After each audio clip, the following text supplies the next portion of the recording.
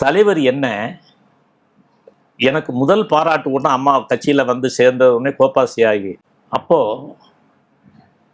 இவங்க என்ன சொல்லிட்டாங்க, நான் வந்து கோப்பாசி ஆயிருக்கேன், எனக்கு வந்து பாராட்டு கூட்டம் இல்லாமல் ஒரு தொகுதி அமைப்பாளருக்கு பாராட்டு கூட்டமா அப்படின்னு சொல்லியிருக்காங்க. தலைவர் அன்னைக்கு பேச போகிறதுக்கு முதல் அன்னைக்கு தான் கூட்டம்.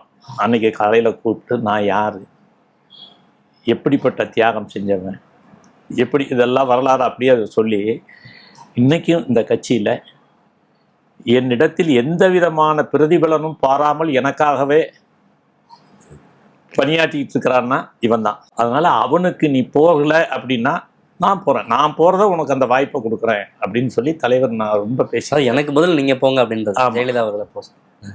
அதில் வந்து அப்புறம் வந்தாங்க, அந்த அந்த கூட்டத்தில் வந்து பேசினாங்க.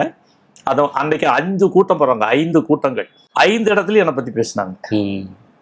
அதனால அவங்களுக்கு என் மேலே ஒரு மிகப்பெரிய ஈர்ப்பும் என்னை பற்றிய ஒரு கணிப்புல ஒரு மதிப்பும் மரியாதையும் அவங்கள்ட்ட இருந்துச்சு. இந்த கணிப்பும் அந்த உண்மையை விரும்புகிற குணமும் இப்போ இருக்கிற எடப்பாடி கிட்ட இல்லை அப்படின்னு நீங்க நினைக்கிறீங்களா? நான் பதில் சொல்ல விரும்பல.